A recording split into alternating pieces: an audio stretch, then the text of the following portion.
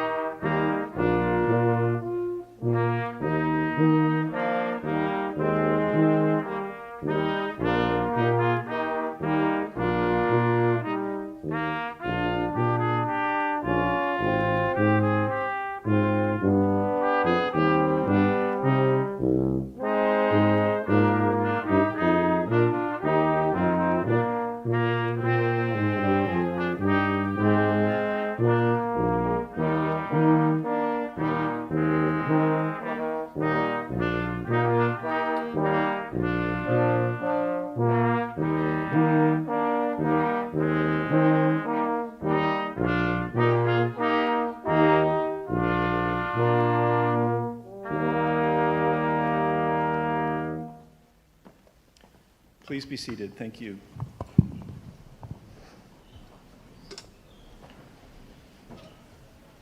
Good morning, everyone, and welcome to Dalhousie University's Fall 2023 graduating classes from the Faculty of Arts and Social Sciences.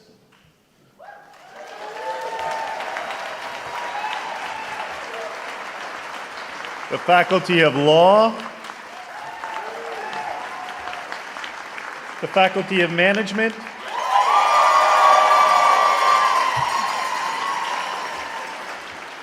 Faculty of Medicine,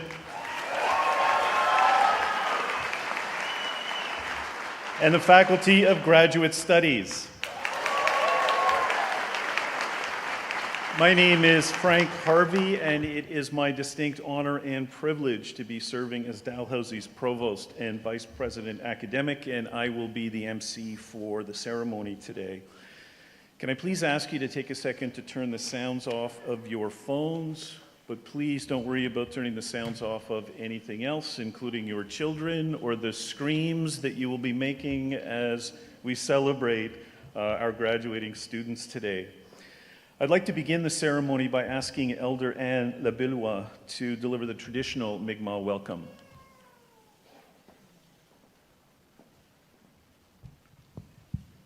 Kwe, Williexikbu. Hello, it's a wonderful day and congratulations. Oh my goodness, give them another hand. They deserve it.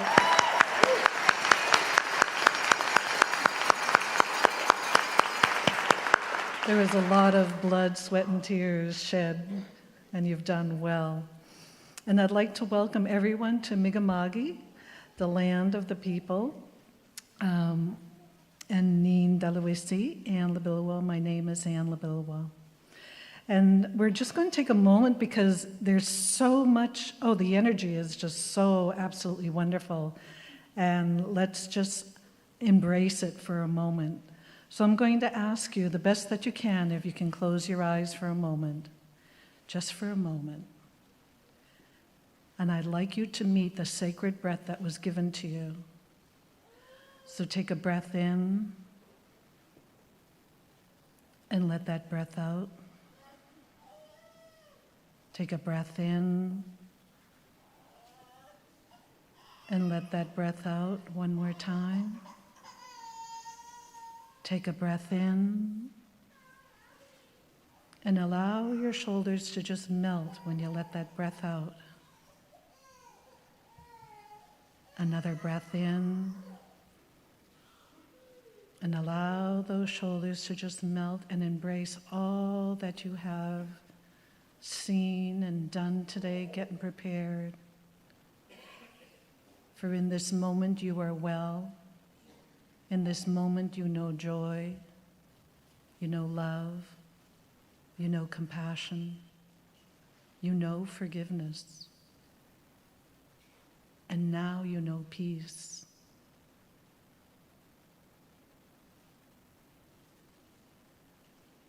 O great one, whose voice I hear in the wind, whose breath gives life to all, hear me, for I am young, small, and weak. I need your strength and help. Take my hands so that I can learn to respect the beautiful things you have made, including myself. Take my feet and guide my steps as I go through many doorways, so that I will always walk the true path that is long and narrow. Help me to learn the lessons you have placed in every leaf and rock, so that I can learn these teachings and bring them back to the people. Help me to conquer the greatest enemy, myself, so that when life fades and my eyes fade like the setting sun, my spirit will come to you without shame. Tahoe. That was a prayer by Black Elk. You can slowly open your eyes. And now the party begins and the celebration. So have a wonderful day. And congratulations, mom and dads and oh, you needed applause. They needed applause too. My goodness. They work hard also. So, Walalayok. Have a wonderful day.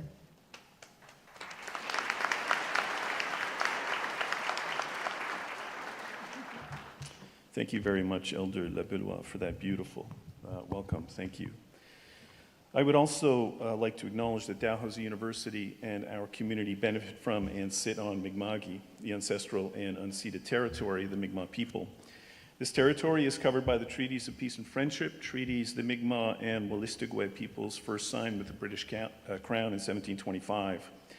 These treaties did not deal with the surrender of lands and resources, but in fact recognized Mi'kmaq and Wolastoqey rights and established rules for an ongoing relationship between nations. We are very grateful at Dalhousie for our partnerships and our friendships across our campuses, grateful for our elders, past, present, and emerging, grateful for our elders in residence, grateful for our community leaders, our Indigenous Advisory Council, our Director of Indigenous Community Engagement, Kathy Martin, Indigenous Student Center, Indigenous Health Programs, our Indigenous Student Access Pathways on the Truro campus, and many other really important initiatives and partnerships across our faculties and administrative units.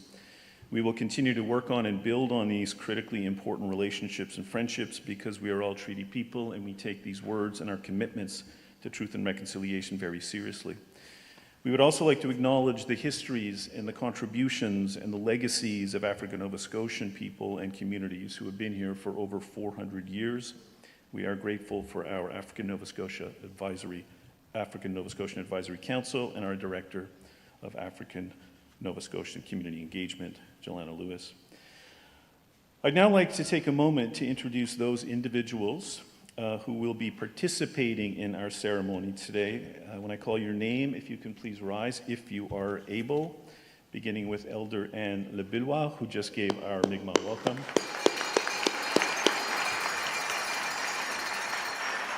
Dr. Rustam Southwell, our Chancellor.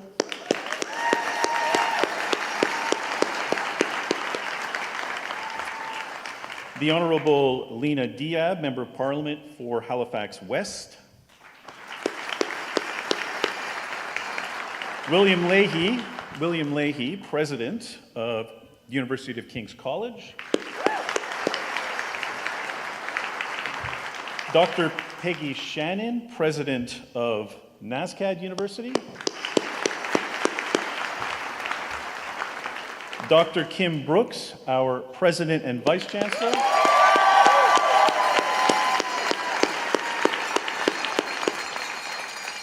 Dr. Louise Spiteri, Chair of Senate.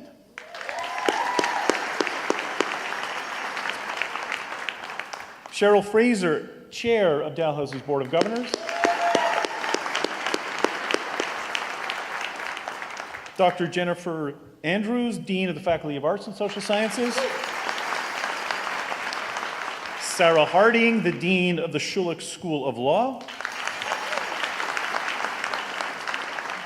Dr. Jenny Beckler, Associate Dean, Graduate Studies in the Faculty of Management. Dr. Marty Leonard, Dean of the Faculty of Graduate Studies. Dr. Sherry Pictou, Associate Professor of Law and Management and our Convocation speaker today. And Dr. Rick Ezekiel, Vice Provost Student Affairs and University Beadle for this ceremony.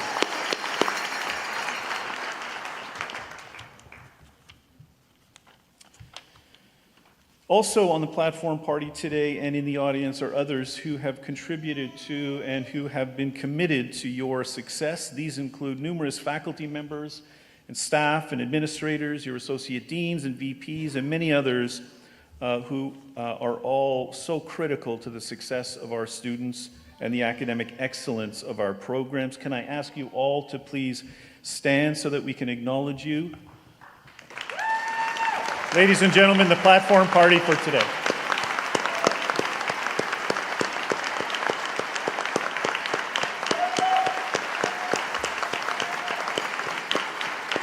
Please be seated. Thank you.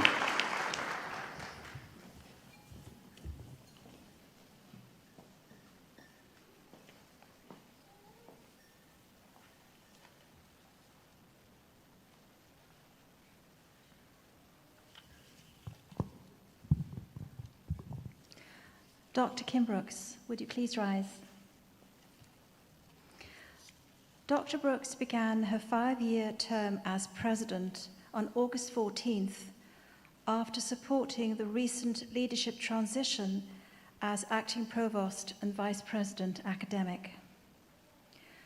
Prior to serving as provost, Dr. Brooks had the rare distinction of having been dean of 2 different Dalhousie faculties, the Schulich School of Law and mine home faculty, Faculty of Management.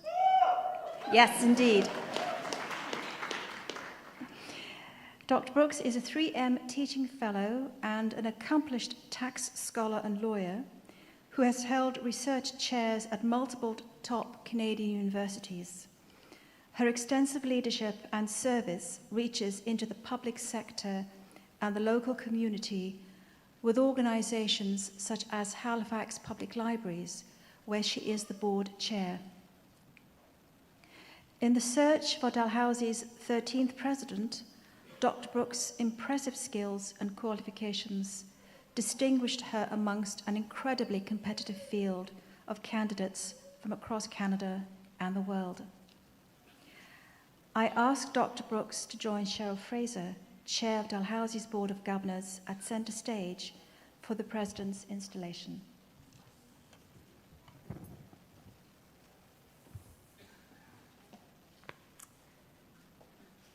Do you, Kim Brooks, pledge yourself to perform the duties of the President and Vice Chancellor of Dalhousie University as prescribed by law and the statutes of the university, and promise to defend the rights and to promote the welfare of the university and the members thereof? I was going to memorize this, but I thought I'd be too nervous, which is true. I, Kim Brooks, pledge myself to perform the duties of the President and Vice Chancellor of Dalhousie University as prescribed by law and the statutes of the university, and I promise to defend the rights and to promote the welfare of the university and the members thereof. In the name of Dalhousie University, I now install you, Kim Brooks, in the office of President and Vice Chancellor of Dalhousie University, and I invest you with the authority and charge you with responsibilities of that office. Congratulations. Thank you.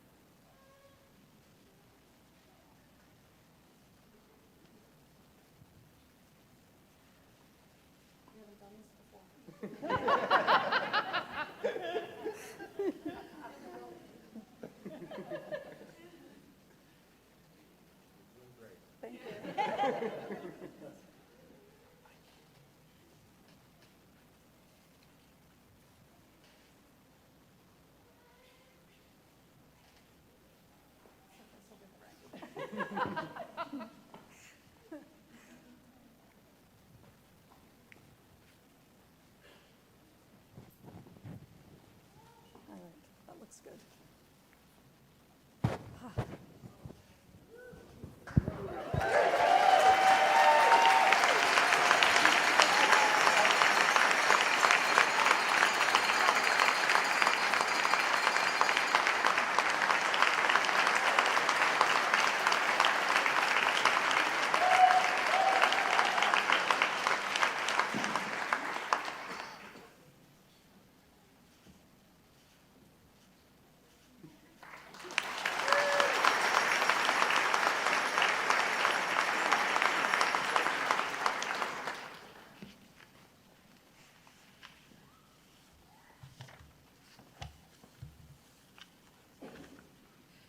Mr. Rustam Southwell, will you please rise? Dr. Rustum Southwell is Dalhousie University's 9th Chancellor. One of Nova Scotia's most prominent community and business leaders, Dr. Southwell is best known as the founding CEO of the Black Business Initiative, which sometimes is referred by those of us who know and love it as BBI. Originally from St. Kitts and Nevis, Dr. Southwell arrived in Halifax in 1972 and has been contributing to Nova Scotia's business landscape ever since. Dr. Southwell began his business career in the food industry as one of the province's first Black franchise owners. After several years managing restaurants, he became executive director of the African Canadian Business Development Centre, a precursor to BBI. In 1996, Dr. Southwell became the founding CEO of the BBI. His leadership has resulted in 25 years of unprecedented growth and impact.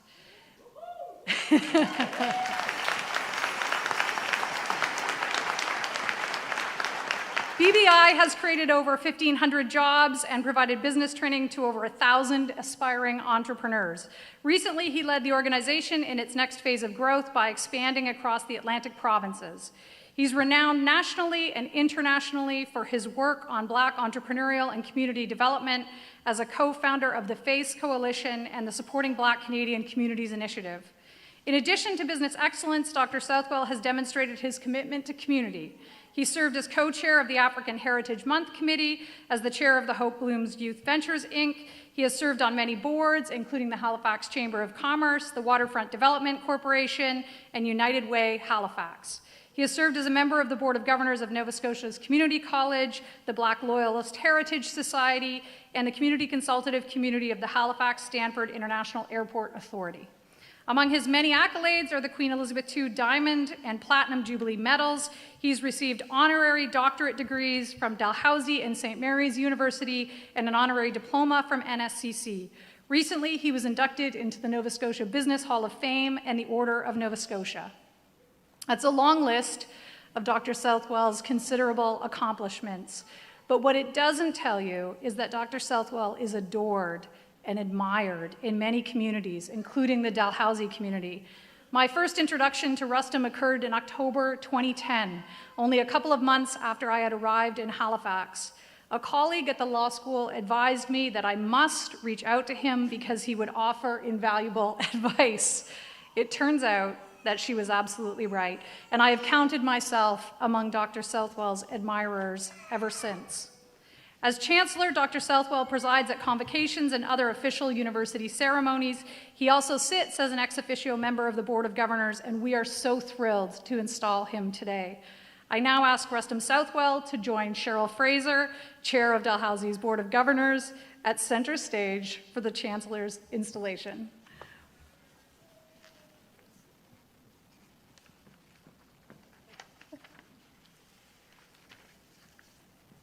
Cheryl Fraser, it is my pleasure to confirm that the governors of Dalhousie University, acting on authority conferred by the province of Nova Scotia, have appointed Rustum Southwell as Chancellor of the University. I have the honor of requesting that you, as Chair, install Rustum Southwell in that office. Do you, Rustum Southwell, pledge yourself to perform the duties of Chancellor of Dalhousie University and to fulfill the responsibilities of that office? I, Rustum Southwell, pledge myself to perform the duties of Chancellor of Dalhousie University and fulfill the responsibilities of the office. In the name of Dalhousie University, I now install you, Rustum Southwell, in the office of Chancellor of Dalhousie University, and I invest you with the authority and charge you with the responsibilities of that office. Congratulations. Thank you.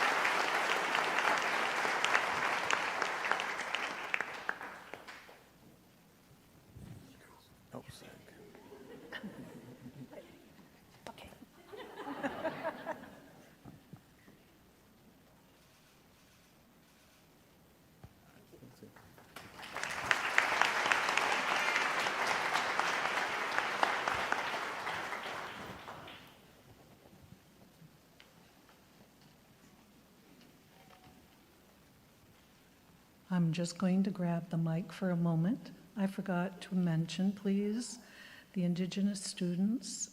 Could you please stop and celebrate with me as I give you your bag, your medicine bag for graduation. Malalian.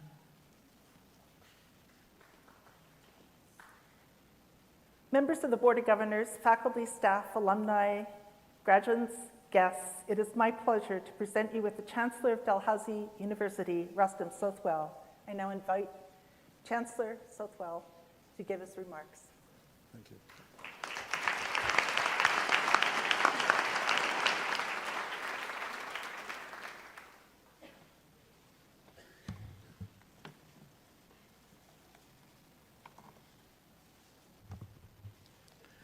Good morning. I have to admit I'm starting to like this already. But I wanted to say thanks to the graduates and families who are here today, but in particular to Elder LaBoise, President Brooks, Chair of the Board Cheryl Fraser, Chair of the Senate, Dr. Spirity, the faculty, friends, and family, and of course, all of you who have made it out to be here to share this occasion with both the President and myself. I also join in acknowledging that we are here on Mi'kmaq, the unceded territory, and I acknowledge all ancestors, past and present, including the historic African Nova Scotian community and the diaspora as well, particularly my family and friends here today, especially those who have traveled to share this moment. Let me begin by offering my sincere and humble thanks to Cheryl Fraser and the Board of Governors and the Senate of Dalhousie, and to any and all for affording me the prestige of becoming the 9th Chancellor of this university. This eminent, celebrated institution with a history of over 200 years makes me so very, very honored and humbled and grateful to see that there are those who have considered my life's work worthy of this significant role. I must admit the decision was simultaneously courageous and innovative at the same time. This is no doubt one of the highest achievements of my entire life.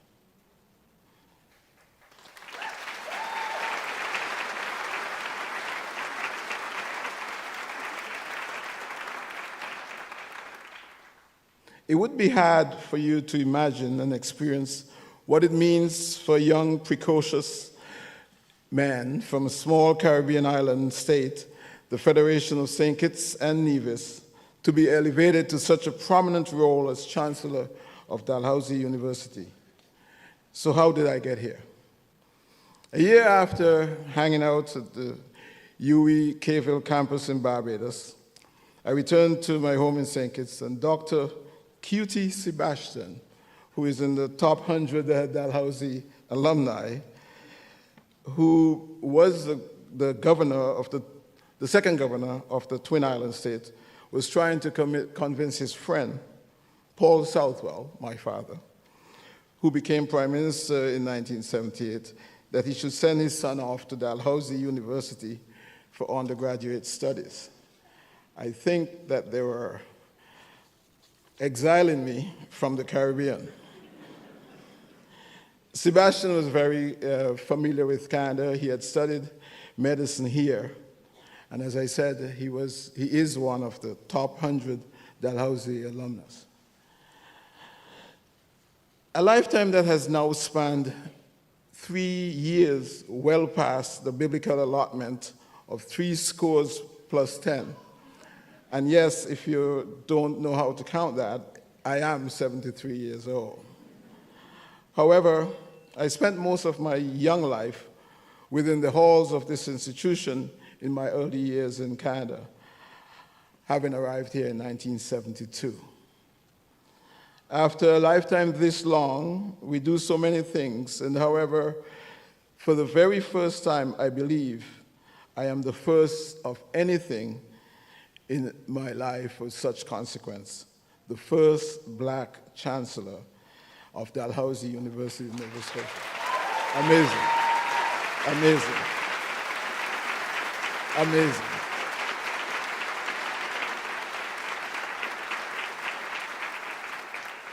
This day might be one day memorialized for all those who aspire to make change, economic and social impact in the world.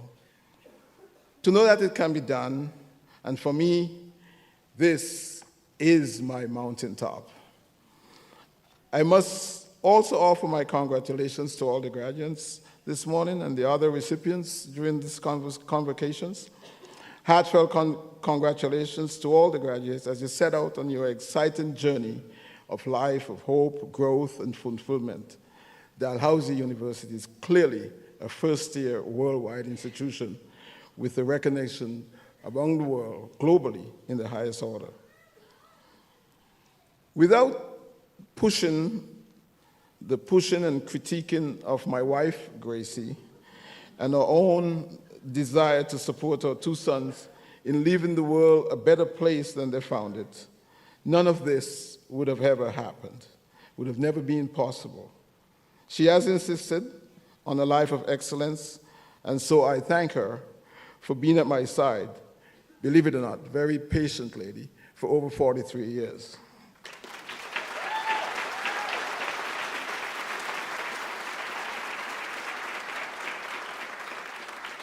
She has never failed to remind me that she was friends with my sister, who is sitting next to her right now, before she was friends with me, so I'm not sure how to take that.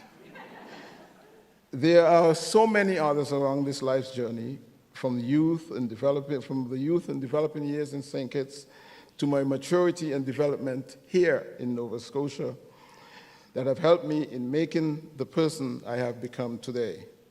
Thanks to all of them. Too many to mention, but all great friends, great mentors, and a very, very great community. My mother had 9 children, and she was all about sharing and selflessness that she engendered in all of us. It is no surprise that the partnership between her and my father worked so well. Sir Caleb Azariah Paul Southwell, at the tender age of 31, in 1944, during the Second World War, and a mere 2 days after the birth of his second son, he, my father, penned, "Take Up the Black Man's Burden," an ode to his newborn son and anyone else who would listen. It was in response to the Rudyard Kipling's 1899 epic poem, "Take Up the White Man's Burden." It was meant to introduce his newborn son to the world that he was about to inherit. This, to me, was a socially conscious master plan and a parental passion and direction that I now ascribe to my own purpose. It was because of his sudden passing on May 18, 1979, at the tender age of 65 years old, that awakened me to my own usefulness to mankind. I cannot escape the fact that my father, Paul Southwell, was motivated by a vision and a desire to develop a strong family with good family values and an understanding of mankind. His legacy to us, his children, was simple. There's only one way to do things, and that is the right way. I sat at the feet of this transformative leader who took an agricultural and peasant farming economy and created an economic strategy and vision that designed and created a successful governance model and a flourishing and healthy economy so that St. Kitts and Nevis would become a nation where all citizens, both young and old, will cherish and strive. It was this reason, and his last act was to sign the agreement to create the Organization of Eastern Caribbean States. And that Friday, he had left us. It was a period of reflection that brought to my own life the work at the Black Business Initiative in Nova Scotia. I am truly aware that I'm also given the consideration because of the significant impact that BBI as an organization has created over its existence since 1996. You see, the Black Business Initiative has made the lives of many individuals and entrepreneurs in Nova Scotia easier and in some ways much, much better. The BBI is now hailed and showcased as the best practice business development organization across all of Canada, where it was the only one doing this kind of work. BBI is now copied and hailed across the entire country as an example of excellence. 1996 was a time in our history when we had begun the momentous process of change in community economic empowerment for Black communities in Nova Scotia, Canada. The work had begun before people like me, but we were tasked with the challenge to take it to the next level. And look at us now. 27 years later, the BBI today is a result of the work of so many people that this initiative has delivered on its mandate, succeeded because of the human capital recruited to run the organization. Those included board members, community leaders, professionally dedicated staff, and private and public sector partners. Everyone who participated in this initiative is responsible for its successes. The significant impact and results we speak of and speak for themselves, and the renewed community confidence will speak for us all. Some of the many successes, like Ross Simmons and others, show these strong results. And you heard the president with over 1,500 jobs, over 250 businesses. Our Businesses Jamming Youth program has created icons like Leah Jones, the first academic director for Black Health at Dalhousie Medical School. Those are some of the young kids that we've dealt with. The initial goal was to ensure that Black and Nova Scotians were in the economic configuration and remain relevant and better support entrepreneurs across the generational spectrum within the communities in the 21st century. We in Nova Scotia led the Federation of Black Canadians Economic, the Black Entrepreneurship Program, Diversity and Employment Network, supporting Black communities, and the Businesses Jamming program, to name a few. BBI created a platform that is now used for public and private sector in Black communities across the entire country. Diversity is a given. Inclusion is a choice. The role of Chancellor covers all people, and so it should be. If when you see me, you only see that I'm Black, you will miss so many opportunities and immense potential of so many great talents. You would have missed the richness of Nova Scotians, the Maroons, the Costa, Viola Desmond, Rocky Jones, and your own Judge Sparks, and another alum of Dalhousie, and so many others. You would have missed the business owners and the academics who are all part of the fabric of this country. And you may have robbed yourself of some rewarding friendships and partnerships and opportunity. There is always hope, passion, and goodwill. So as you go out onto the world, look back and move forward. Yours is a new world of science, digitization, technology. Use these skills to build a better world. Use the path of history to be your guide into the future. Look back as you move forward. You must be disciplined, develop a system and work it, find the opportunity that suits you, and deliver on your promise. The way forward is found on a path through the wilderness of the head and the heart, reason and emotion, thinking, knowing, and understanding. Do not settle for anything less. Expect those hurdles, but do not give in to them. Do not stop at the first victory. Continue to the end. And congratulations from the first Black Chancellor. I wish you all the successes and the best for your future. Thank you very much.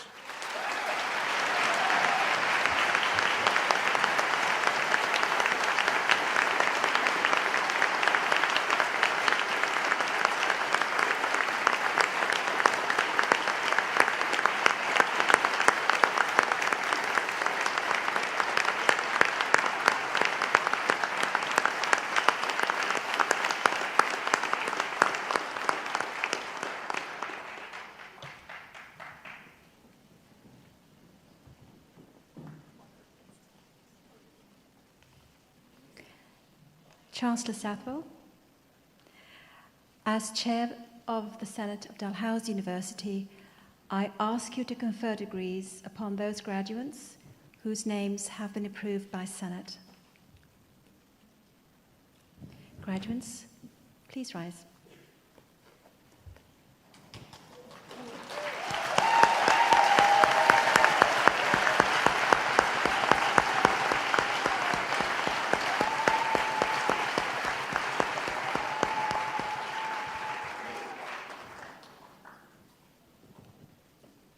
By virtue of the authority vested in me and in Dalhousie University, I admit to their respective degrees and diplomas with all the rights, privileges, and responsibilities appertaining thereto those candidates who have fulfilled the requirements of that degree and whose names have been approved by the Senate. Admito vos ad clatum. Congratulations.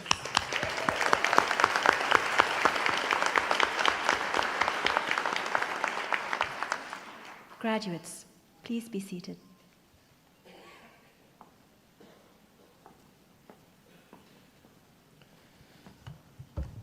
I now call upon Dr. Jennifer Andrews, the Dean of the Faculty of Arts and Social Sciences, Sarah Harding, the Dean of the Schulich School of Law, Dr. Jenny Beckler, Associate Dean, Graduate Studies of the Faculty of Management, Dr. Marty Leonard, Dean of the Faculty of Graduate Studies, and Logan Robbins, an orator and alum from the faculty of the Fountain School of Performing Arts, to present the candidates who are here today receiving degrees.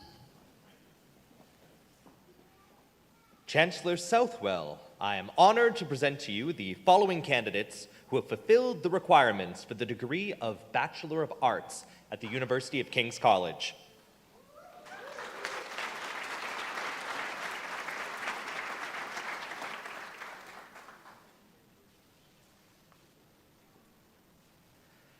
Haley Alexandra Gunn.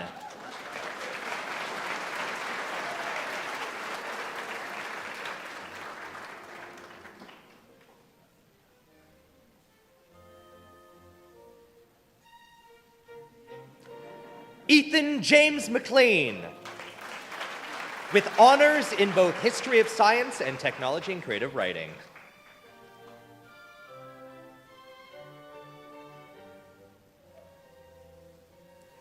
Bronwyn Jade Mengering.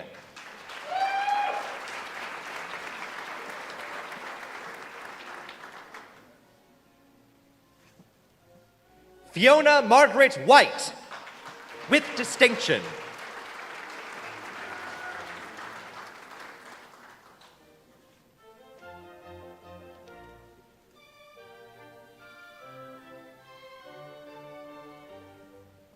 Chancellor Southwell, I am honored now to present to you the following candidates on behalf of the Faculty of Arts and Social Sciences who fulfilled the requirements for the degree Bachelor of Arts.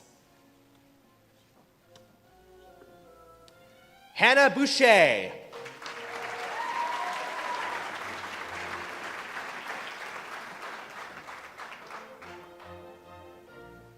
Jacqueline Marie Boudreau.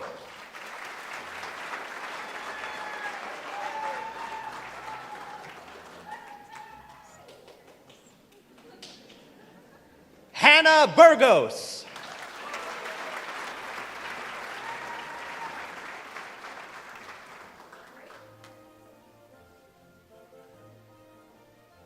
Jaden Karras Cowie, with distinction.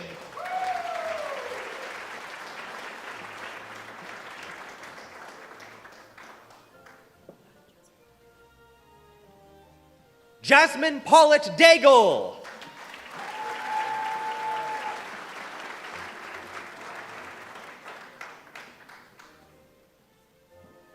Jack Lewis Gordon Elliott.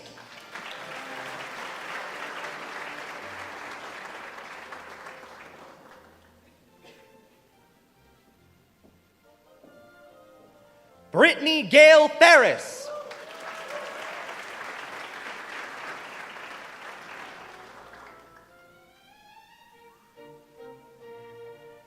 Jennifer Victoria Getchell.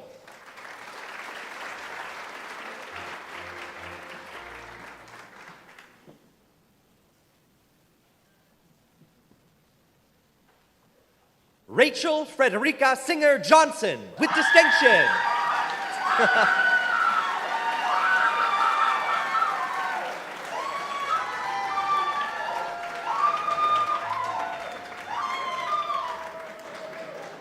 Emma Adele Kelly, first class honors.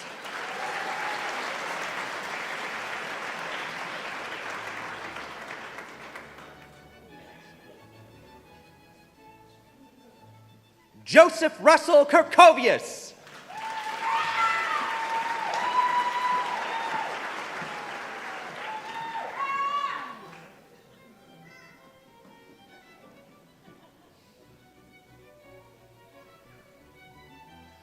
Taiyu Liu.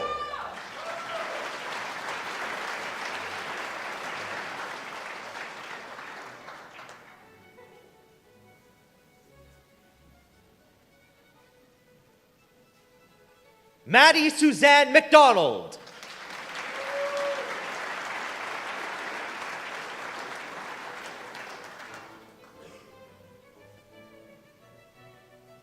Anna Elizabeth McKillop with distinction.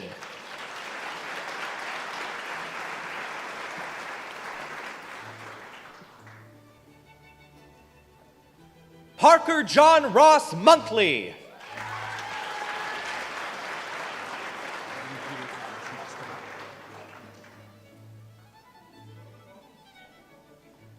Evan Peter Thomas Mostovac.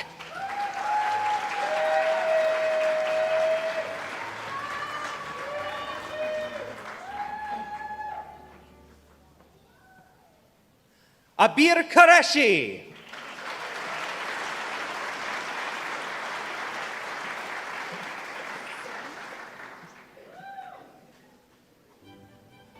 Robin Jane Sibley.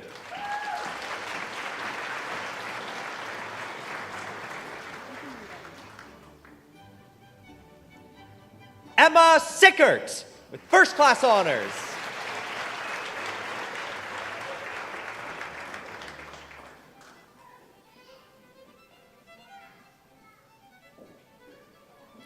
Amelia Elizabeth Sabo Suss.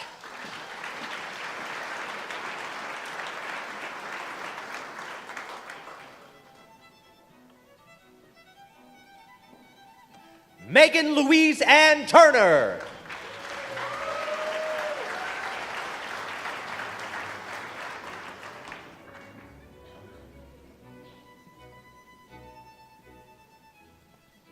Corey Williams.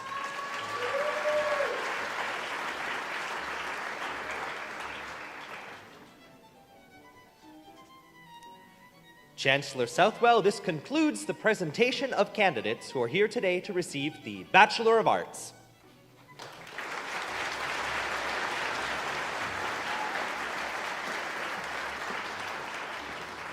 Chancellor Southwell, I am now honored to present to you the following candidates on behalf of the Schulich School of Law who has fulfilled the requirements for the degree of Juris Doctor.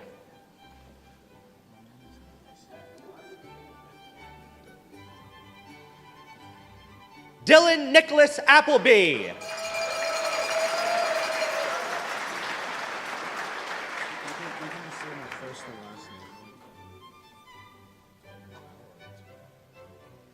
Yusuf Balhoul.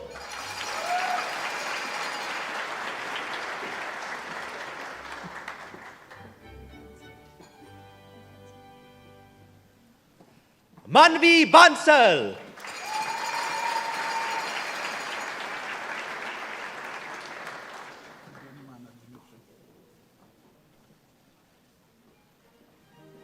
Dimitri Benemana.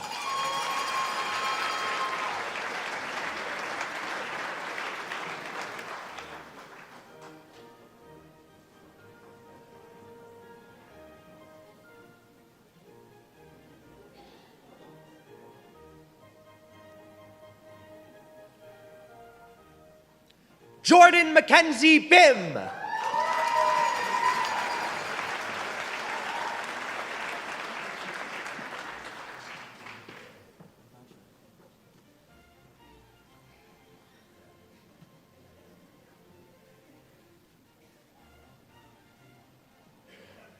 Chancellor Southwell, this previously did conclude the presentation of candidates who are here today to receive the Juris Doctor. And now we are on to the presentation to the following candidates on behalf of the Faculty of Management who fulfilled the requirements for the degree of Bachelor of Commerce.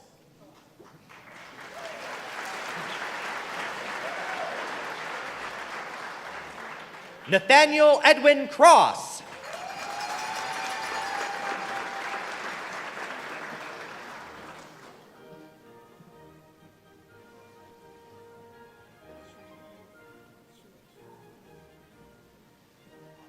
Jermaine Nada Kulipundu.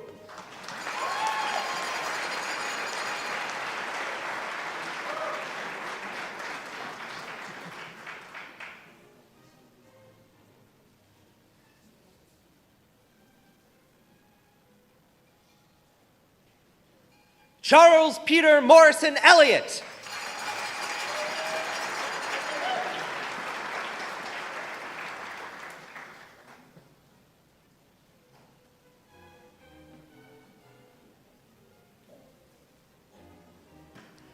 Declan Robertson Geringer.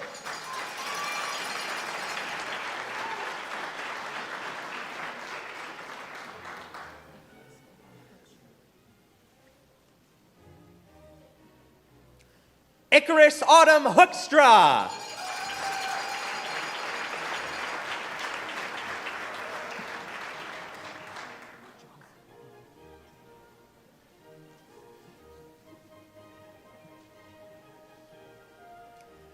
Jahazib Khan.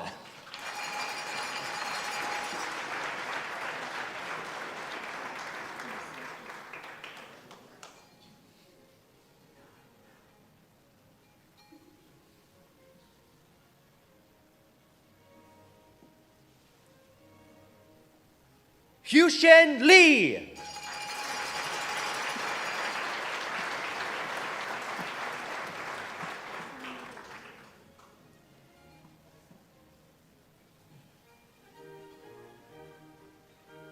Xinyu Liu.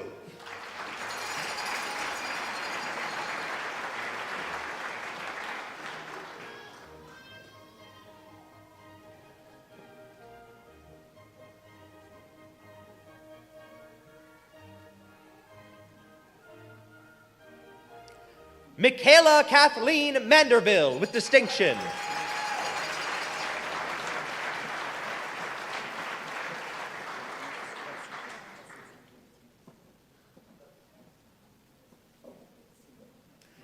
Ainsley Cairns Mackenzie with distinction.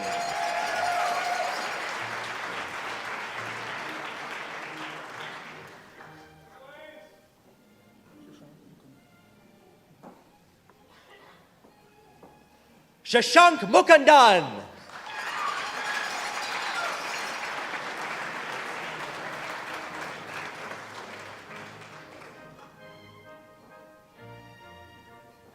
Laurel Grace O'Brien.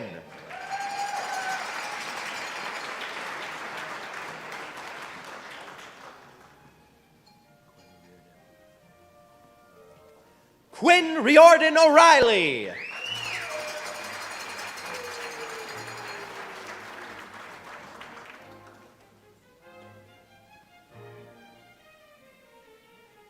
Damon Peters.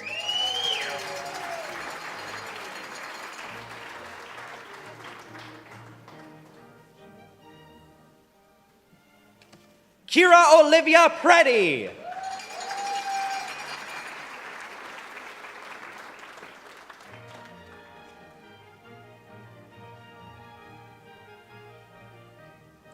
Isaiah Rickards.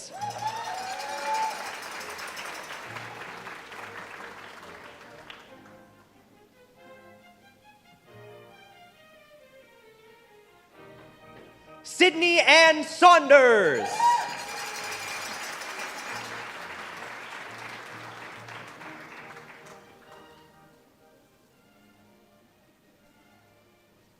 Lavina Deepak Sharma.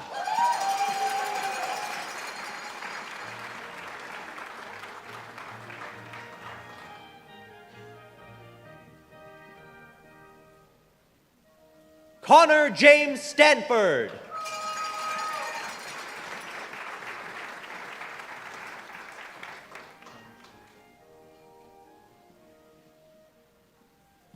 Changshuan Wen.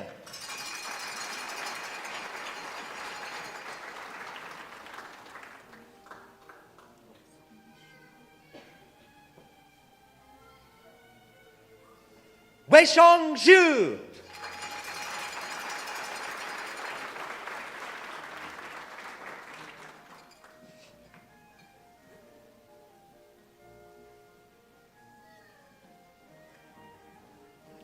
Yidan Sheng.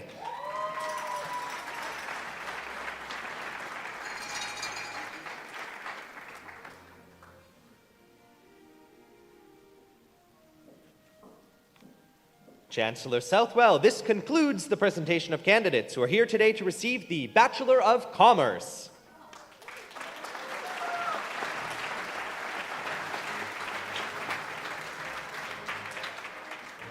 Chancellor Southwell, I'm now honored to present to you the following candidates on behalf of the Faculty of Management who have fulfilled the requirements for the degree of Bachelor of Management.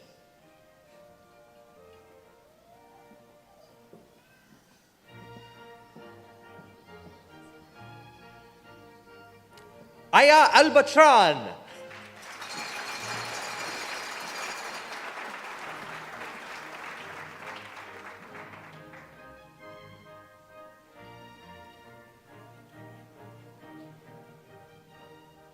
Dawson Jordan Bly.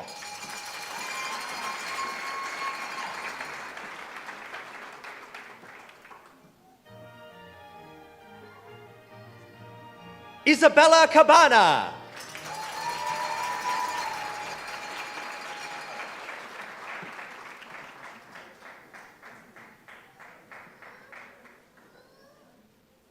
Ryan Kopp.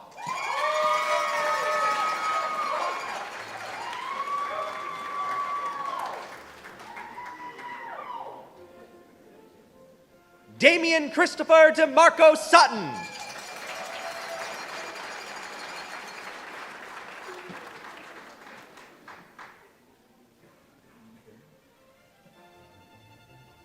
Yi Deng.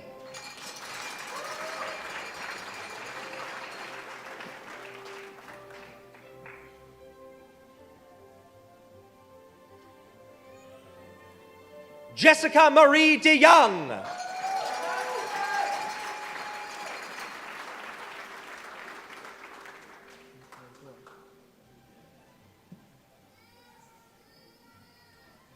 Shutan Duan.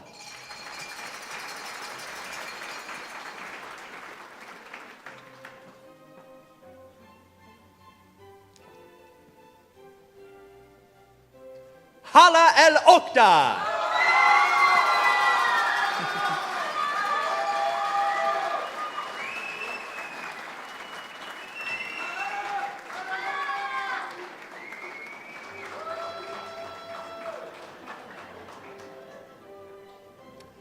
Benjamin Gorey, with distinction.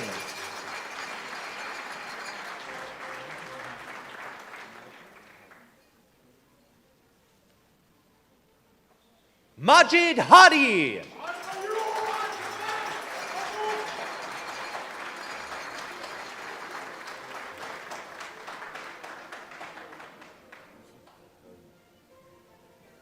Yusuf Ertazi.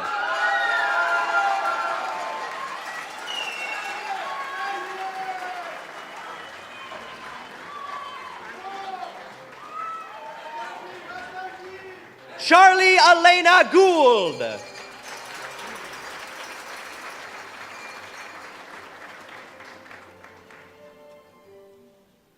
Cameron Jasper Angus.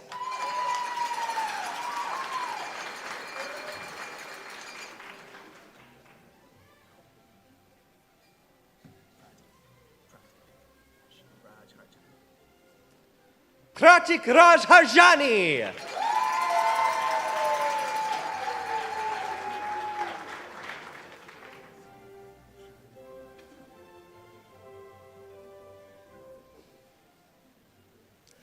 Mushahid Bala Hassan.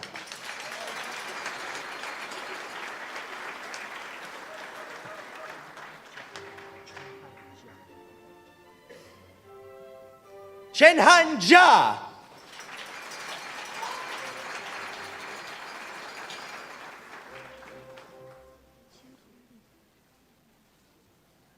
Shintong Li.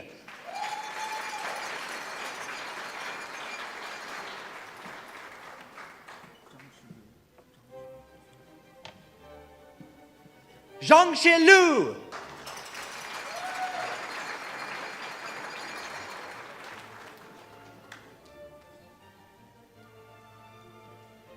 With distinction, Xiaodi Lu.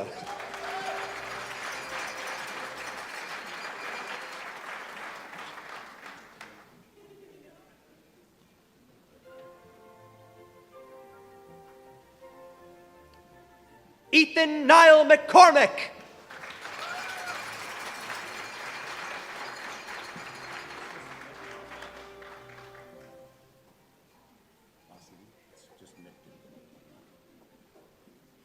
Hayden Michael McDougall.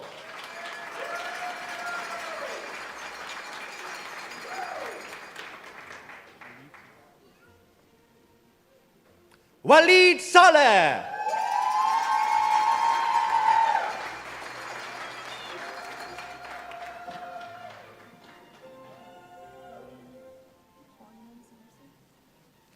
Lillian Ha-Yun Sanderson with distinction.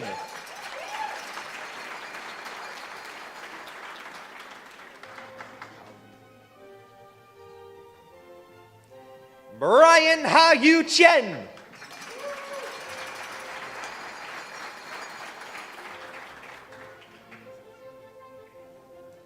Gladwin Nazir Smith.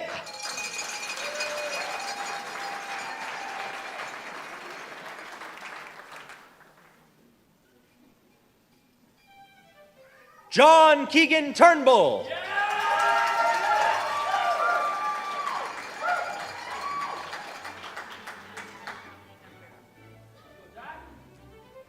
Javiera Carolina Vera Flores.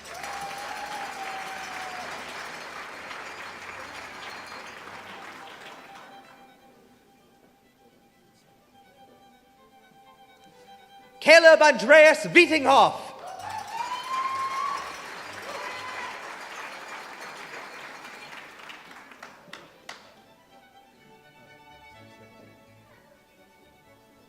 Zixia Wang.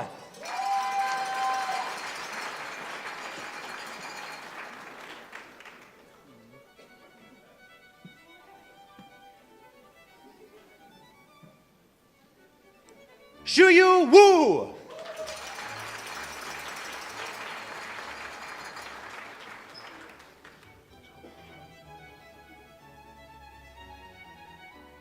Shaoxin Yang.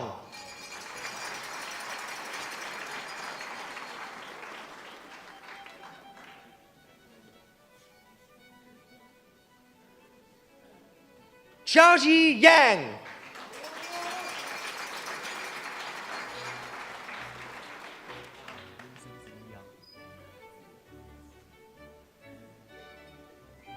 Zi Yang.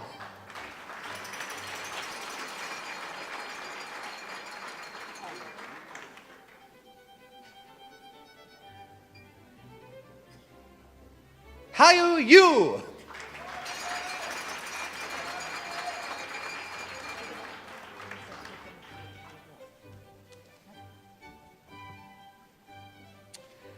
Chancellor Southwell, this concludes the presentation of candidates who are here today to receive the Bachelor of Management.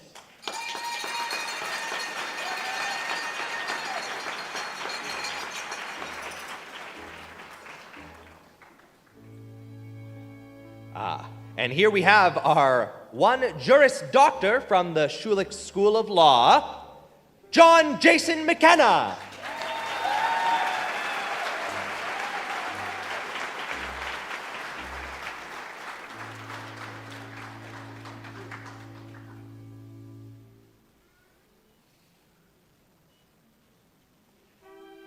Chancellor Southwell, I am now honored to present to you on behalf of the Faculty of Graduate Studies the following candidates who have fulfilled the requirements for the Master of Arts. Eileen Ang.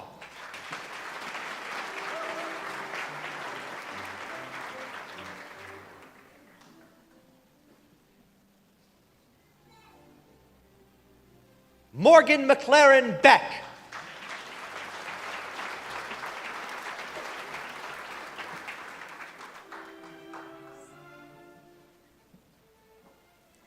Jacqueline Mary Dennis.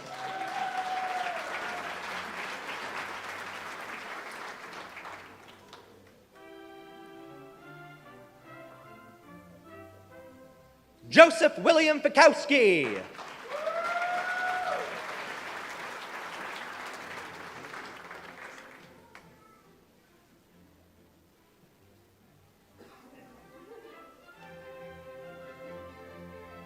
Evan Douglas Jennings.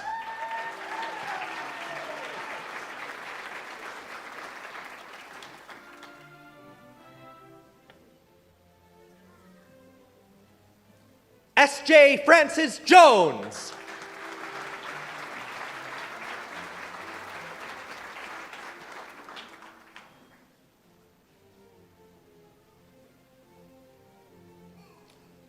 Liam Daniel Kennedy Finnerty.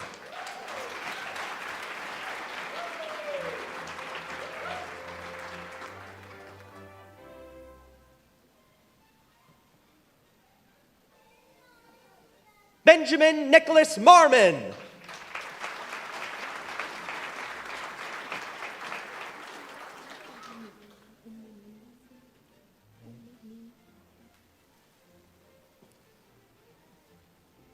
Ume Min Mosin.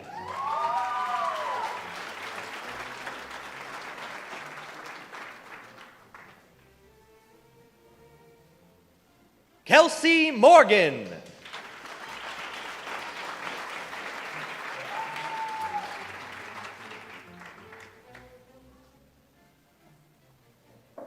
John Rhimes.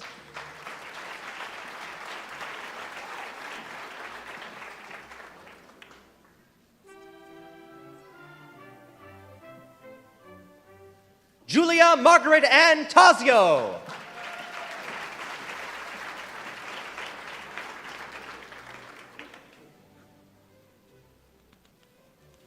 Chancellor Southwell, this concludes the presentation of candidates who are here today to receive the Master of Arts.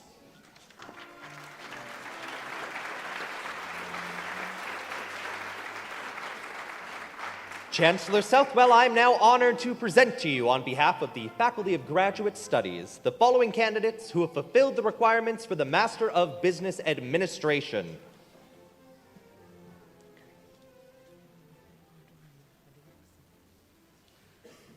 Tololupe Odunayo Aregusi.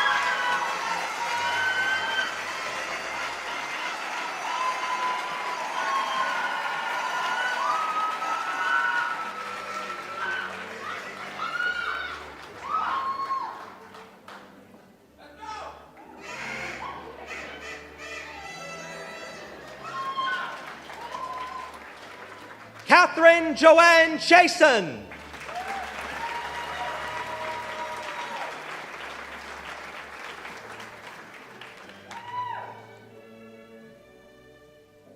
Lisa Colangelo.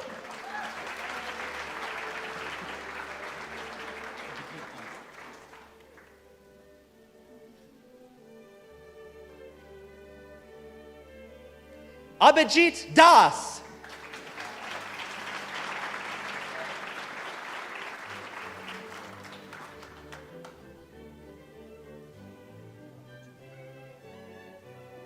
Lori Jean Deal.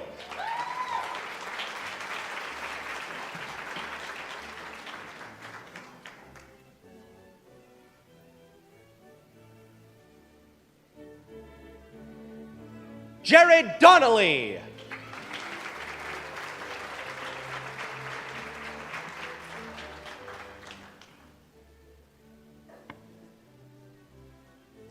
Ryan Ann Embrett.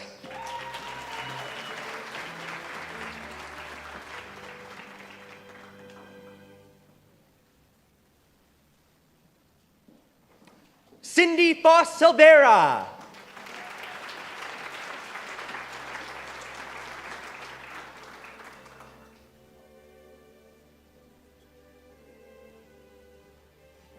Thomas Donald Ganong.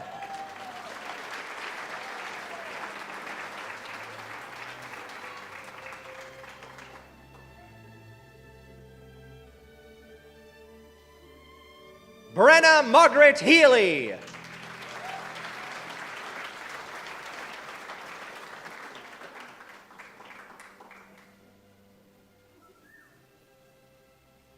Tracy Ann Henry.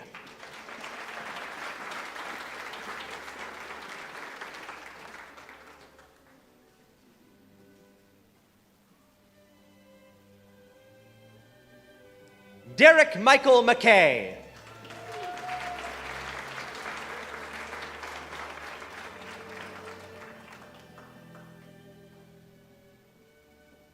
Heather McLeod.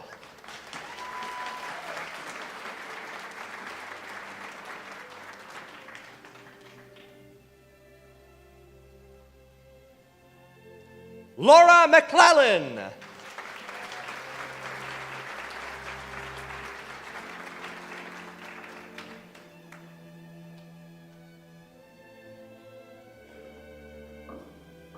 Christopher Alexander O'Connor.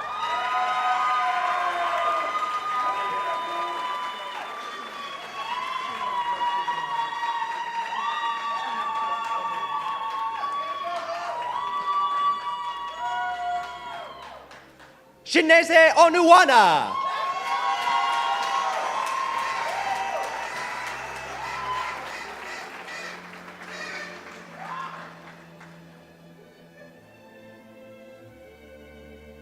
Nikki Osman.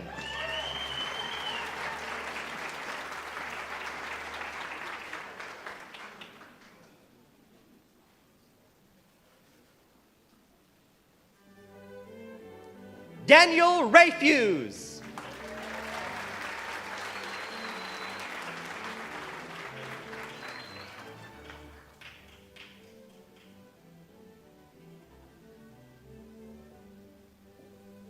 Nathan James Roger.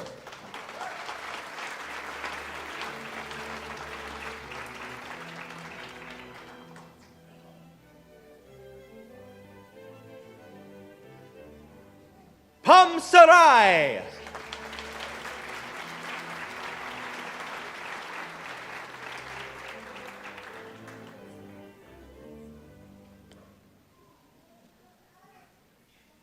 Margaret Belinda Savard.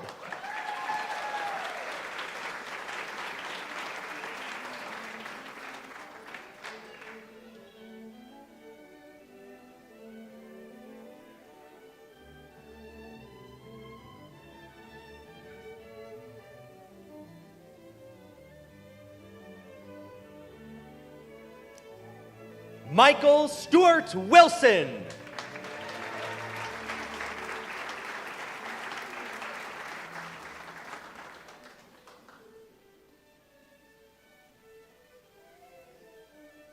Chancellor Southwell, this concludes the presentation of candidates who are here today to receive the Masters of Business Administration.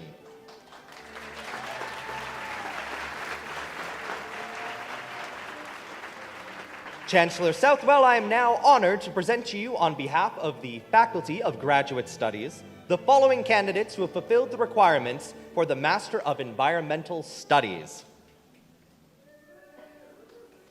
Emma Shannon Bugg.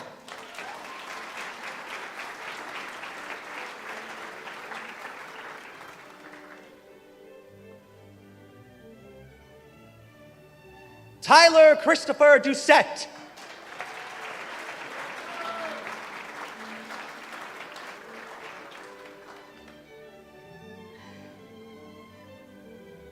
Amber Dawn LeBlanc.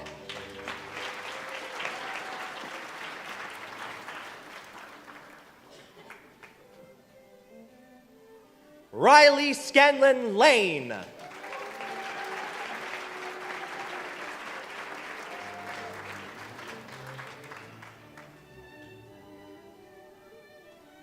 Chancellor Southwell, this concludes the presentation of candidates who are here today to receive the Master of Environmental Studies.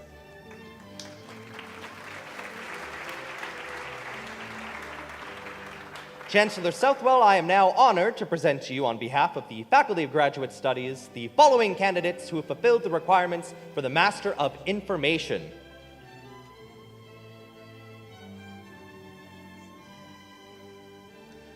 Jenna Celine Beresford.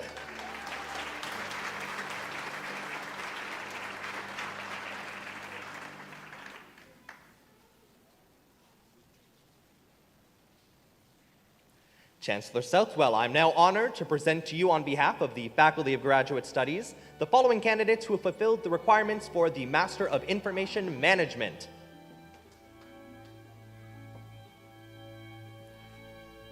Kim Shannon Humes.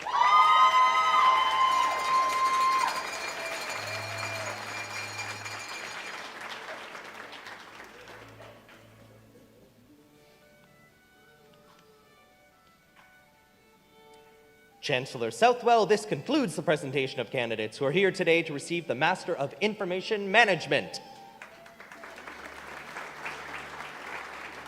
Chancellor Southwell, I'm now honored to present to you on behalf of the Faculty of Graduate Studies the following candidates who have fulfilled the requirements for the Master of Laws.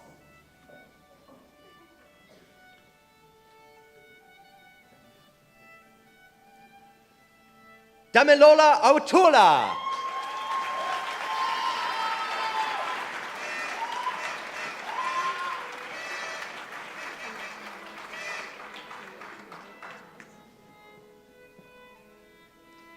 Sayeda Meher Ijaz.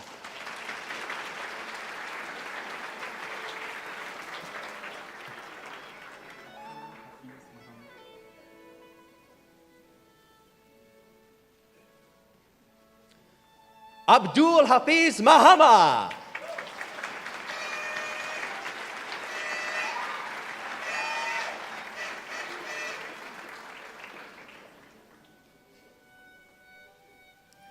Chancellor Southwell, this concludes the presentation of candidates who are here today to receive the Master of Laws.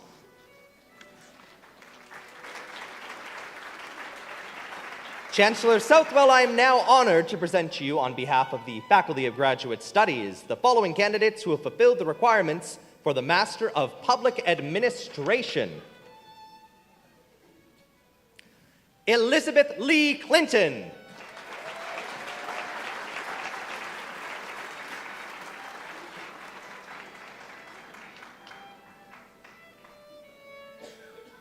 Sarah Jane McKenna.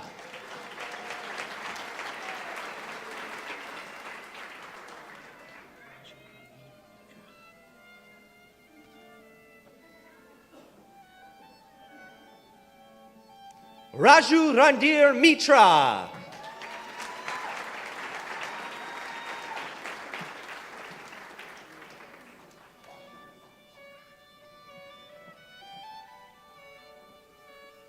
Christine Chin Young.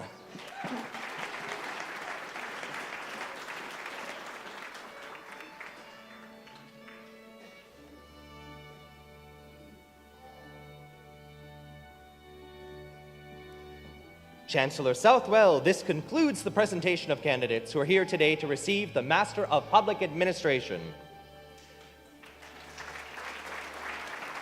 Chancellor Southwell, I am honored to present to you on behalf of the Faculty of Graduate Studies the following candidates who have fulfilled the requirements for the Master of Science. David Christopher Wallace Burbage.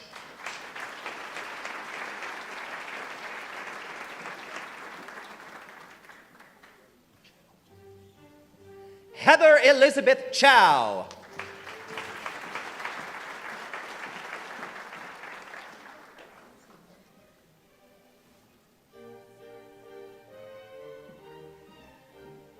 Seraba Dekonova.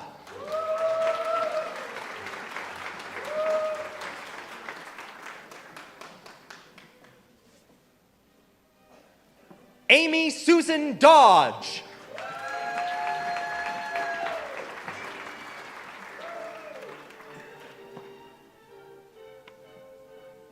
Emma Ferguson.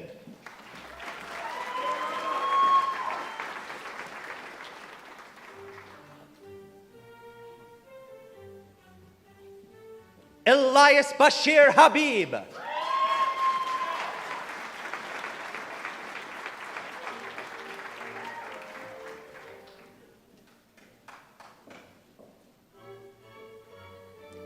Joshua Anwar Hayden.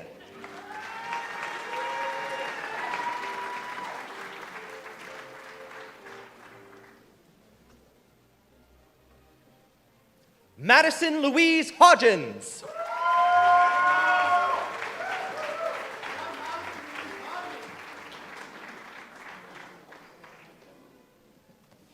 Alana Maureen McDonald.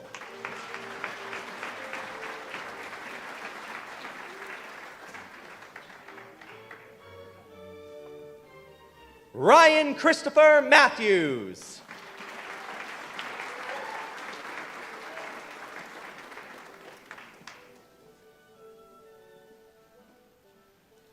Victoria Lynn Nelson.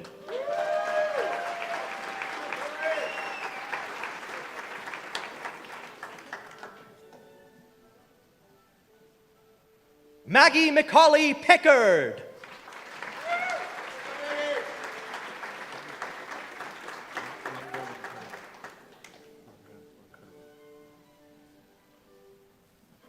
Ranga Rankadua.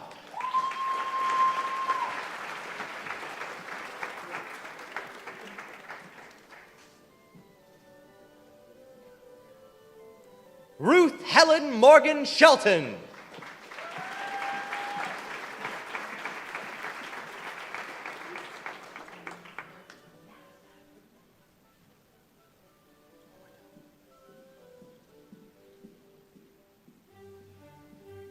Temilolu Tomika Toba Oluboka.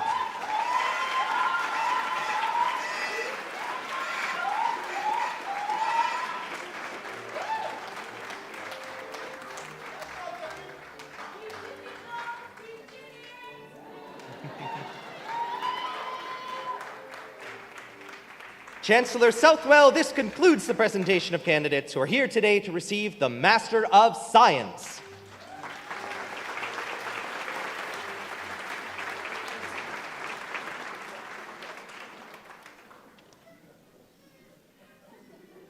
Chancellor Southwell. I know, I surprised you. The degree of Doctor of Philosophy is the highest earned degree awarded by the university, and as such it represents the culmination of the candidate's educational achievement. And I'm pleased to present to you the following candidates who, through thesis and examination, have fulfilled the requirements for the degree of Doctor of Philosophy. Furthermore, Mr. Chancellor, the awarding of the PhD degree completes a long cooperation between the student and their thesis advisor. And we are pleased in this ceremony also to recognize the supervisor of the doctoral candidate, and we ask the supervisor to stand and congratulate the graduate following hooding. And following the awarding of the degree, we'd like to welcome our new PhDs to join us on the stage.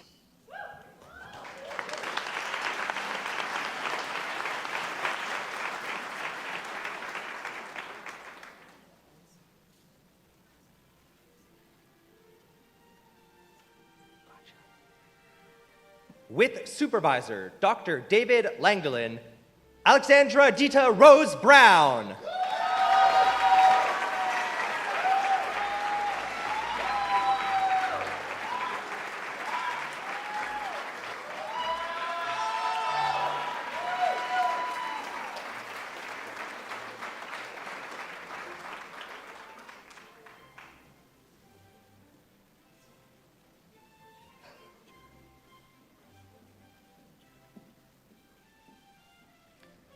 With supervisor, Dr. Shashi Gujar, Michael Anthony Giacomantonio.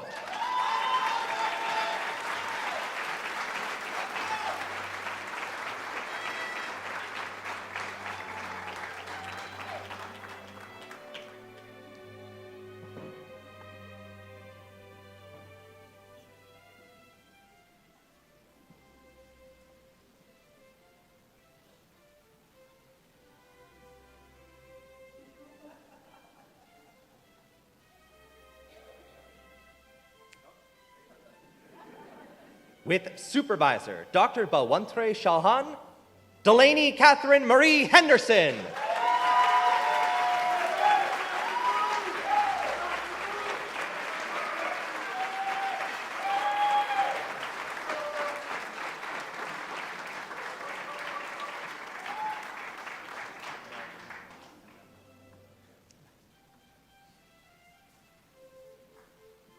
With Supervisor Dr. Jamie Kramer, Spencer Gordon Jones.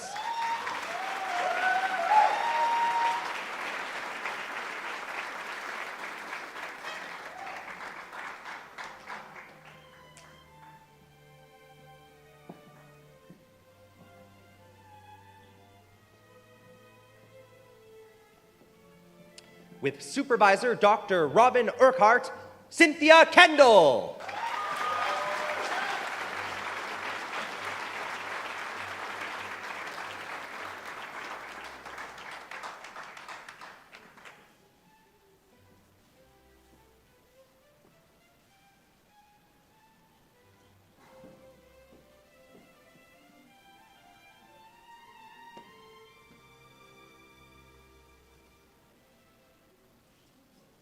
With Supervisor Dr. Adelina Iftene, Angelina McClellan Muse.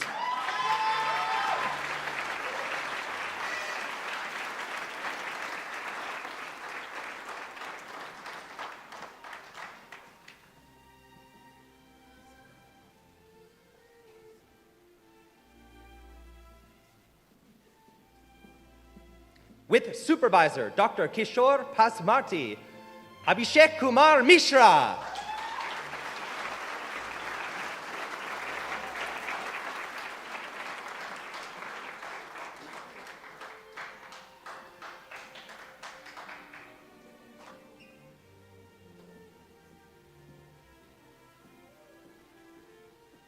With Supervisor Dr. Keith Brunt, Victoria Ann Northrop.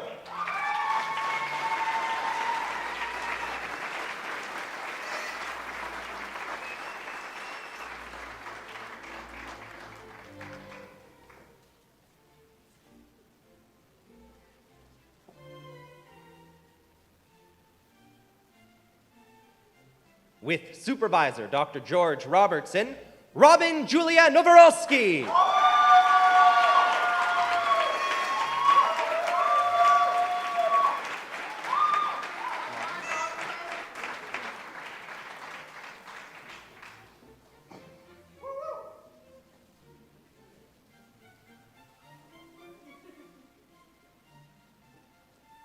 With Supervisor Dr. Jamie Kramer, Nicholas Ron.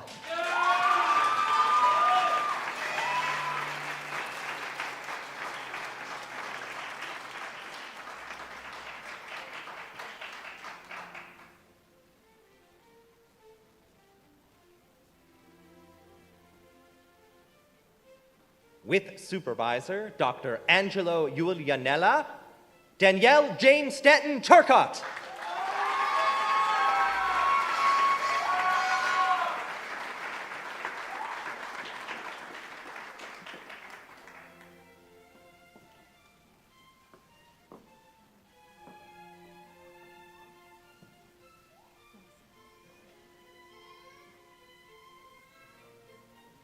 With Supervisor Dr. Paula Marcato, Marie-Claire Dominique Wasson.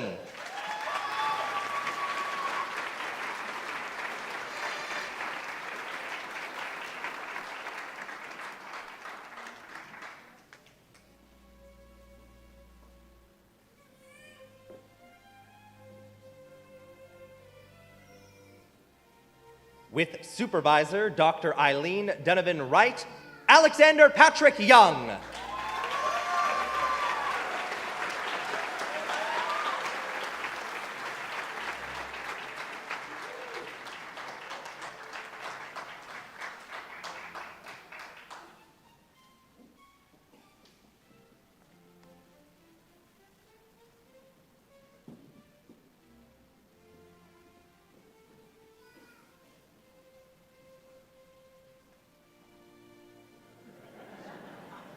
Chancellor Southwell, this concludes the presentation of candidates who are here today to receive the degree of Doctor of Philosophy.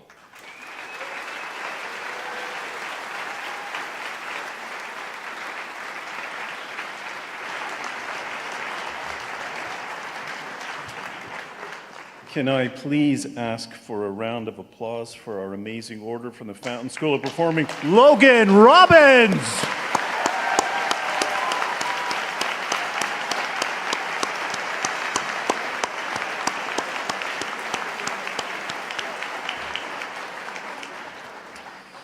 Now, we all know that there are likely to be graduates here today whose families could not be with them. They're out of town, they're in other parts of Canada, other countries, and I'm wondering if I can ask those graduates to please stand for a second. Thank you. I believe if you look into this camera, you can see your family. Let's give them an applause.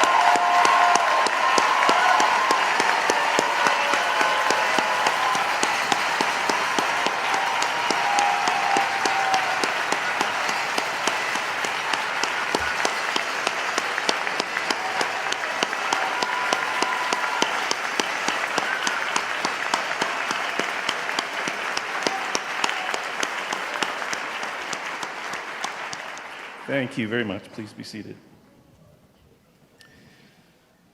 I would now like to call attention to the families and friends of our graduates. We know that Convocation is an important occasion for you as well, and I'm sure that all of us here recognize the importance of your love and your support along the way. So we would like to express our gratitude to all of you for the role that you've played. Can I ask the graduates to stand one more time?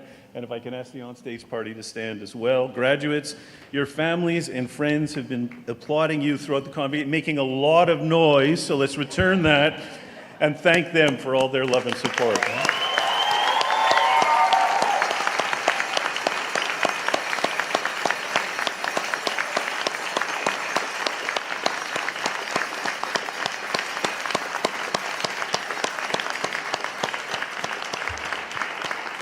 Thank you. Please be seated.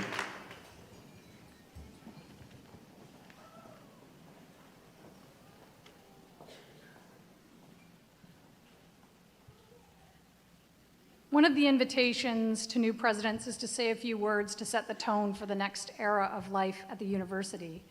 And I think the best way for me to do that is to introduce you to one of my heroes, Sherry Pictou.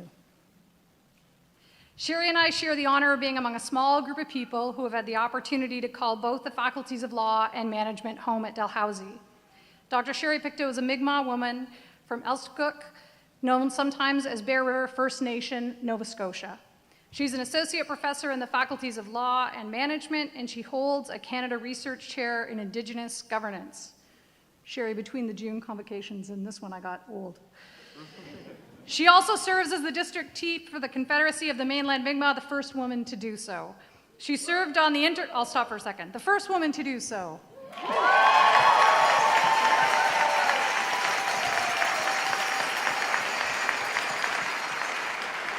She served on the Intergovernmental Science Policy Platform on Biodiversity and Ecosystem Services Task Force on Indigenous and Local Knowledge. Dr. Pictou is a former chief for her community and former co-chair of the World Forum on Fisher Peoples. Her research interests include decolonizing treaty relations, social justice for Indigenous women, Indigenous women's role in food, lifeways, and fishery livelihoods, and gender roles in Indigenous governance. When I turned my mind to how we could start this era of Dalhousie in a good way, I thought immediately of Dr. Pictou. Because we share a couple of Dalhousie homes, I've had several opportunities to listen to her and to benefit from her wisdom and experience. She is ever curious, always thoughtful, and astonishingly brave. She asks amazing questions and connects seemingly disparate concepts and ideas. I hope that we are able to carry the spirit that seems to so characterize the way Dr. Pictou approaches her work and life with us on this next phase of our collective journey. Without more, please welcome your convocation speaker, Dr. Pictou.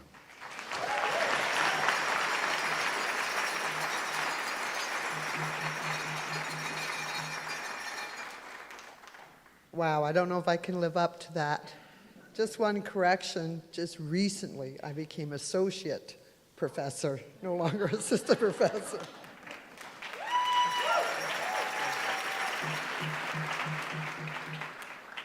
Okay, Kwe, hello. Greetings from these ancestral homelands of Mi'kma'ki, in this great place we refer to as Jabukduk, the Great Harbor, located in one of the 7 traditional hunting and fishing districts, Sespenagati, the Wild Potato area, next to my traditional district, Gespuik, the last flow. And thank you, Elder Ann, for the wonderful opening and your prayer this morning. As a Mi'kmaq woman and scholar at Dalhousie University, it is with great honor to speak with you, the faculty, deans, staff, senior officials, invited guests, and especially to all of the graduating students, our PhD students. We have so many this year. Thank you. And along with the first Chancellor of African descent, the 9th but first of African descent, Rustum Southwell, and the 13th and first female president of Dalhousie University, Dr. Kim Brooks. How great is that?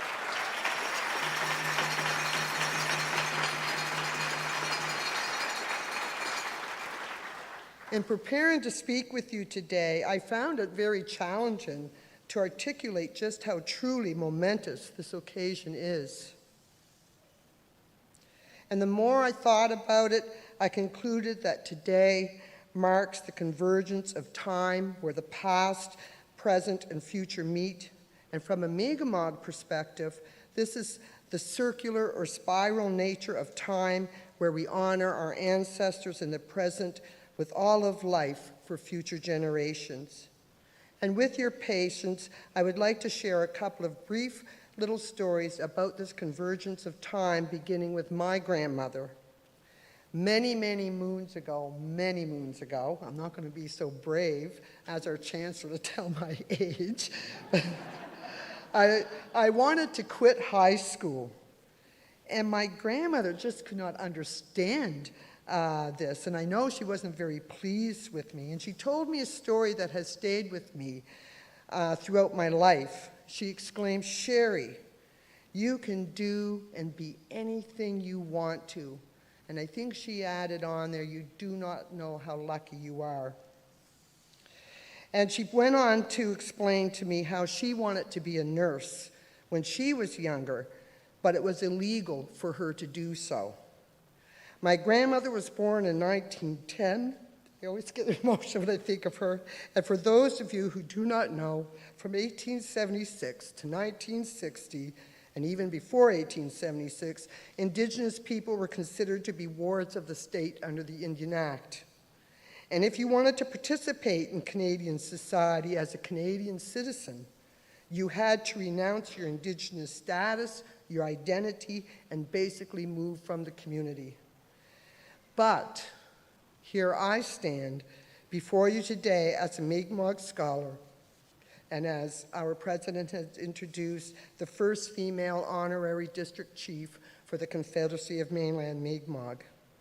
And as a mother and grandmother, I graduated with my PhD only in 2017, but I realized that was 6 years ago. And last year, Elder Kathy Martin, who also is the director of Indigenous governance here at Dalhousie, her and I talked about our journeys to here with our humble beginnings when Kathy was my post-secondary advisor here at Dalhousie University in the basement of some house here on Dalhousie campus, our humble beginnings, in the late 80s. So time does come full circle. A second story about a convergence of time begins with Grand Chief Gabriel Sillaboy in the 1920s, probably around the same time my grandmother wanted to be a nurse. Grand Chief Sillaboy was charged and convicted for trapping out of season despite his insistence that he had a treaty right authorizing him to do so. After several decades of Mi'kmaq judicial agency that followed, most notably the Donald Marshall Jr. Supreme Court of Canada case upheld a treaty right to fish for a livelihood based on the 1760-61 peace and friendship treaties. Several years following that decision in 1999, Grand Chief Sillaboy was finally exonerated by the province of Nova Scotia in 2017, at which time I graduated with my PhD. My research had focused on how the meaning of treaty for my people is rooted in Mi'kmaq concepts of good relations with one another and with all of life, or all of creation. Elder Dr. Albert Marshall's teachings, he's from Unama'ki, Eskasoni, Unama'ki, Cape Breton, offer us some insight to this all of creation concept, where he notes we all have an inherent responsibility to nurture all of life without compromise on the ecological integrity of the natural world on which we depend in order to ensure healthy ecosystems for future generations. Elder Dr. Albert Marshall and his wife, the late Elder Dr. Merdina Marshall, further offers a Mi'kmaq concept of Outawaptamuk, two-eyed seeing, or what I refer to as multiple ways of seeing, where one worldview does not dominate the other. Instead, we strive to learn where the best of these worlds intersect with the convergence of the past, the present, for a pathway forward where we nurture our relationship with one another and with all of life for future generations to come. And I do believe with all of my heart that today Dalhousie represents a step forward in this direction. And I do not think it is coincidence that I'm speaking with you at the beginning of October, Mi'kmaq History Month, and within a couple of days of October 1st, marking Treaty Day, which was established by Grand Chief Donald Marshall Sr., the dad of Donald Marshall Jr. in the late 1980s. And it is our responsibility to honor the peace and friendship treaties by understanding how they are rooted in ancestral understandings that attend to the well-being of all of life. And as our current Grand Chief Norman Sillaboy, the grandson of Gabriel Sillaboy, maintains, our treaties are sacred because all of life is sacred. And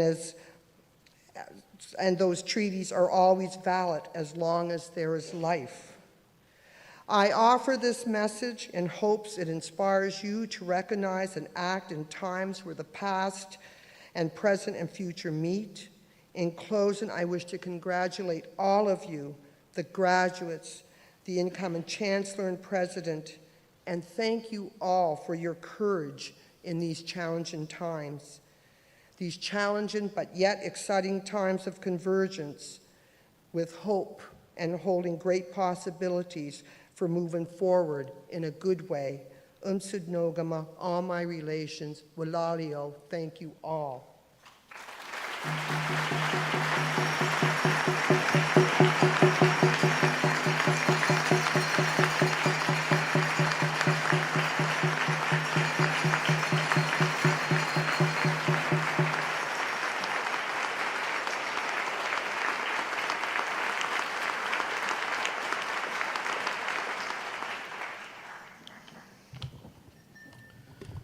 Dr. Pictou, thank you so much for that beautiful, inspiring, and very, very hopeful convocation address and message.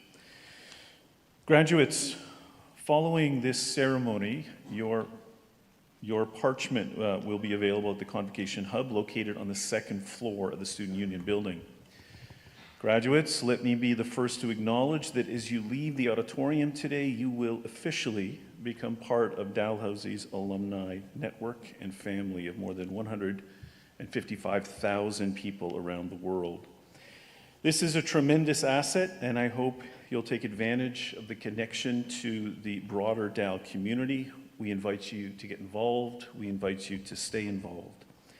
In recognition of your new status, members of the Alumni Association will present you with an alumni pin on the way out of the ceremony today, and we hope you wear it with pride.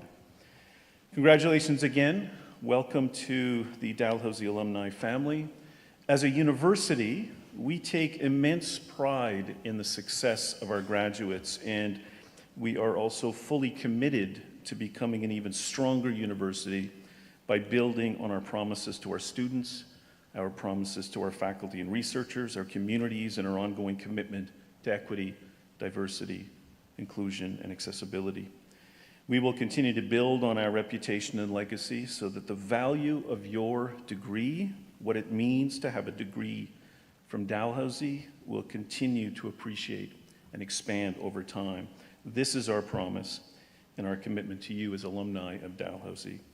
Thank you for choosing Dalhousie. Thank you for allowing us to be part of your educational journey. Congratulations once again on this wonderful achievement. Enjoy this special moment and please stay in touch. Thank you.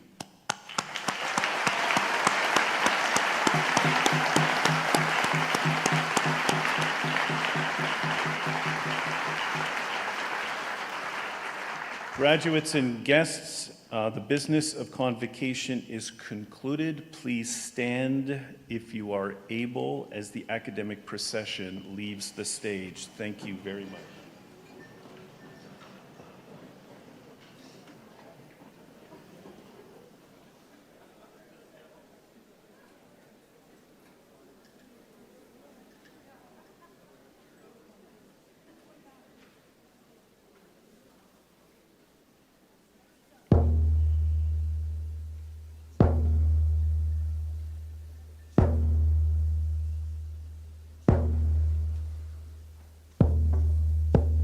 Give me the manage, don't Delio no day, nigga much good, my we done it. Give me the manage, don't what a big soul day, nigga much good.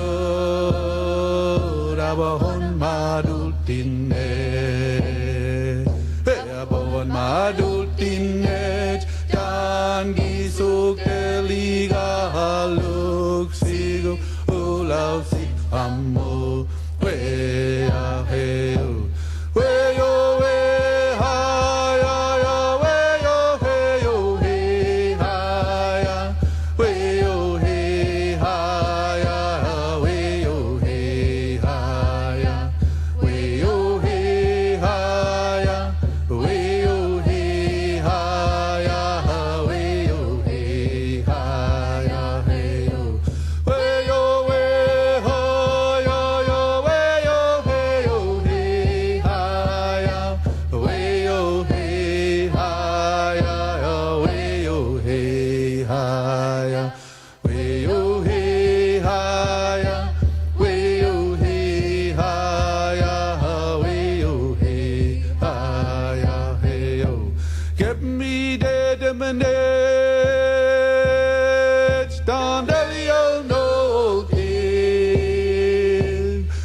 much good, my we done it. Give me the manage, done what a big soul did.